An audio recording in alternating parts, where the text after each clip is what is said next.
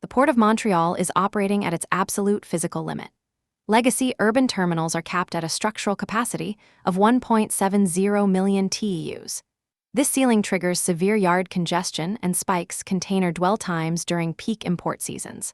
Without expansion, the St. Lawrence Logistics Corridor faces a structural deficit of 280,000 TEUs by 2030. This capacity shortfall will force cargo diversion to deepwater United States East Coast ports.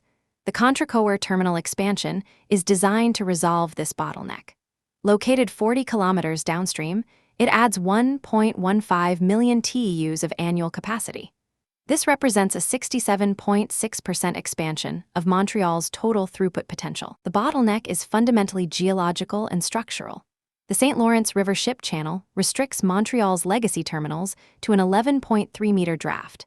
This shallow draft caps vessel sizes at approximately 5,000 TEUs. Furthermore, the Jacques Cartier Bridge imposes a strict 49-meter air draft restriction. Contrecoeur bypasses these upstream physical barriers. Its downstream location increases draft clearance to 12.5 meters. This allows access for vessels up to 8,500 TEUs.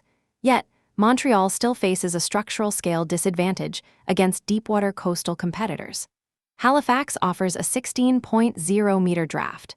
New York and New Jersey provide 15.2 meters. These ports easily accommodate ultra-large container vessels exceeding 16,000 TEUs.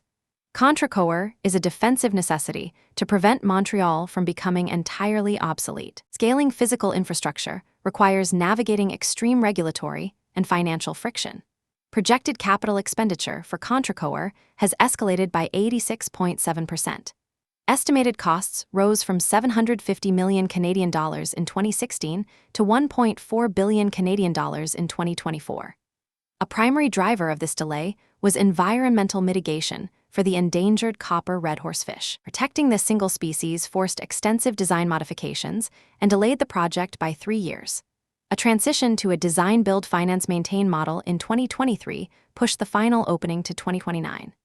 This downstream migration of port infrastructure mirrors the historical evolution of the Port of London.